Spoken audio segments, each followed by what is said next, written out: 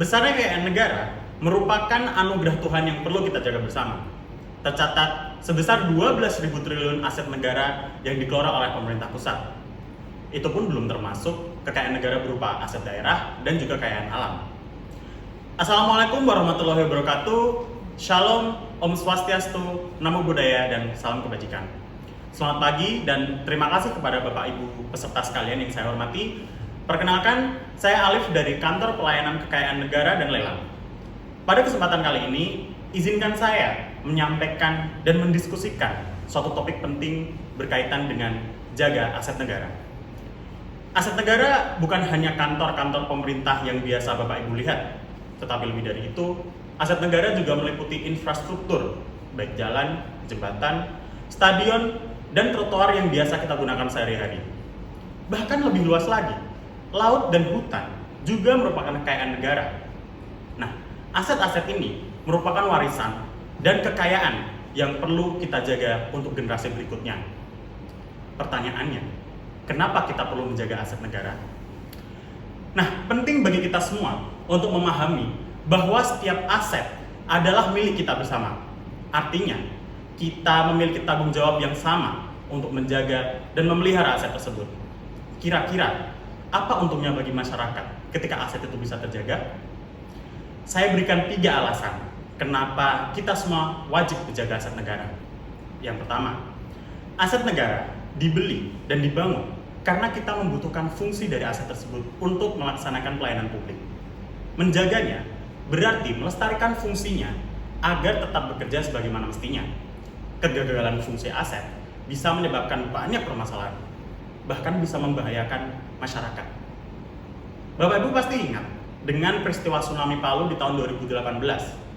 Salah satu dugaan kenapa peringatan dini tsunami tidak akurat dan tidak terdeteksi pada waktu itu adalah ketiadaan buoy atau alat pendeteksi banjir.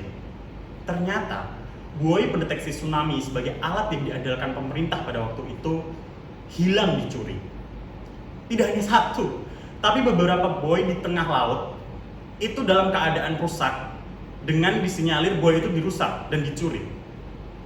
Sekarang, Bapak Ibu bisa bayangkan jika buoy ini masih ada dan bekerja secara optimal, apa yang terjadi pada saat itu? Kasus lainnya, di tahun 2024, di Januari di awal tahun, amblasnya jembatan Cipendao. Diduga, baut-baut tersebut hilang dan terpotong akibat dicuri. Hilangnya baut-baut itu menyebabkan sambungan jembatan menjadi amblas dan jembatan turun sebesar 5-10 cm. Tidak hanya kasus buoy dan jembatan tadi saja, tapi kerusakan lainnya seperti hilangnya trek besi pada rel kereta api juga sangat membahayakan masyarakat. Bahaya itu mungkin akan muncul secara terus-menerus. Alasan yang kedua, pemborosan anggaran. Aset yang sudah dirusak ataupun dicuri perlu diperbaiki, dan itu menggunakan uang kita bersama, uang pajak yang dibayarkan oleh Bapak Ibu sekalian. Jika aset tadi rusak, maka negara harus mengganti atau memperbaikinya untuk mengembalikan fungsi yang krusial tersebut. Dampaknya keluar anggaran lagi.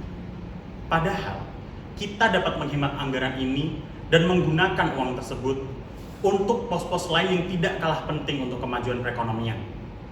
Sebagai contoh, pada tahun 2020 ketika terjadi demo UU CK, saat itu gedung ESDM dirusak, dilempari batu sampai gedung dan lobinya itu merusak parah. Kerugian pada saat itu ditaksir mencapai 2,5 miliar. Sekarang bayangkan, 2,5 M kalau dialihkan ke pos lain yang lebih bermanfaat, seperti misal dana desa untuk pembangunan jalan desa. Kita bisa menghemat dana tersebut dan merealokasi dana tersebut untuk kebutuhan yang sebenarnya lebih penting daripada hanya mengganti gedung yang rusak. Alasan terakhir, alasan ketiga, kerusakan aset tidak hanya merugikan negara secara keuangan, tapi juga berujung pada tindakan pidana dan juga perdata. Merusak fasilitas umum, tindakan vandalisme seperti coret-mencoret merupakan contoh perilaku yang merugikan kita semua. Merusak aset negara selain mengakibatkan kerugian tadi, Tindakan tersebut juga merupakan tergolong tindakan pidana dan dimasukkan sebagai pasal perusakan dan pencurian dengan ancaman hingga 9 tahun penjara. Selain dipidana, perusakan dan pencurian juga dapat dituntut secara perdata sebesar ganti rugi aset yang hilang atau rusak. Jadi, kena double kan hukumannya. Nah, itulah alasan mengapa kita perlu menjaga aset negara dengan tidak melakukan perusakan dan pencurian. Jika saya bisa rangkum, menjaga aset negara dapat mempertahankan fungsi aset tersebut sehingga memberikan manfaat maksimal tentunya, menghindari pemborosan, dan juga membuat masyarakat yang taat hukum. Oleh karena itu, saya mengajak Bapak Ibu sekalian di sini untuk bersama-sama berpartisipasi aktif dalam menjaga aset kita bersama dan bijak memanfaatkannya. Mari kita gunakan aset dengan lebih bertanggung jawab. Ketika Bapak Ibu melihat ada pencurian, perusakan, atau pemanfaatan aset secara ilegal, jangan ragu untuk melaporkan kepada pihak berwajib atau kantor pelayanan kekayaan negara dan lelang terdekat. Langkah proaktif Bapak Ibu sekalian sangat berarti dalam mencegah kerugian lebih lanjut dan memastikan aset-aset kita terus berkontribusi untuk kebaikan bersama.